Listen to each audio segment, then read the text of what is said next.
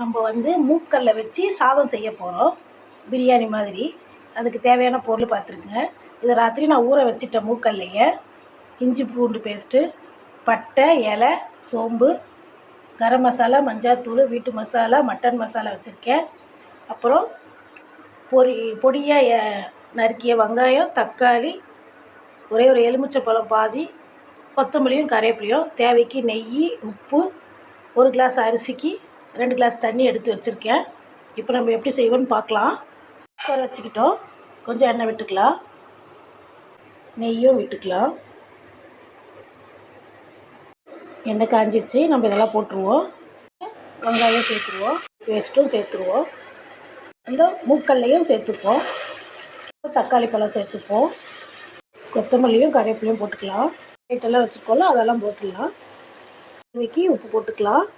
அந்த எலுமிச்சை பழையும் புளிச்சிடலாம். இப்போ அந்த அரிசியை எடுத்து வச்சுருந்தோம்ல அதெல்லாம் போட்டுடலாம். இப்போ 2 விசில் விட்டால் போதும். நம்ம சுண்டெல்லாம் நல்லா வெந்துடும்.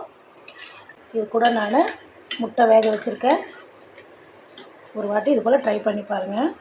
குக்கர் மூடி போட்டாச்சு. கரெக்டாக ஒரு 2 விசில் வரட்டும். ஆஃப் பண்ணிக்கலாம். நம்ம ஓப்பன் பண்ணுவோம். ஓப்பன் பண்ணியாச்சு. மூக்கல்ல சாதம் ரெடி.